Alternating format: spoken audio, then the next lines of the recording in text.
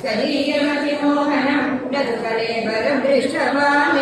ततः सकलनालिका विवरमार्गगो मार्गैर्न प्रयस्य शतवत्सरं किमपि नैव सन्दृष्टवान् निवेद्य कमलोधरे सुखनिषण्ण एकाग्रदीः समाधिफलमादरे भवदनुक्रयैकाग्रही शतेन परिवत्सरैः दृढसमाधिबन्धोरसधे प्रभो रक्षतीव्रः सकलकर्मिणी सम्भवः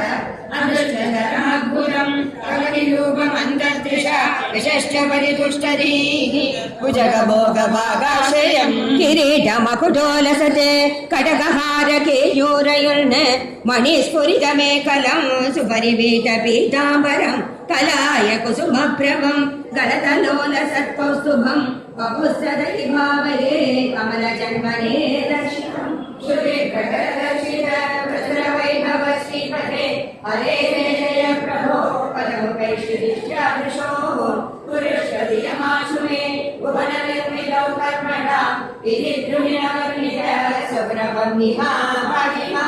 तपस्वभुवनत्रये रचनदक्षतामक्षता गृहाणमदनुग्रहं कुरुतपश्च भूयो विदे भवदखिल साधने मयि च भक्तिरत्युत्कटे च्युदीर्यगिरमाददा।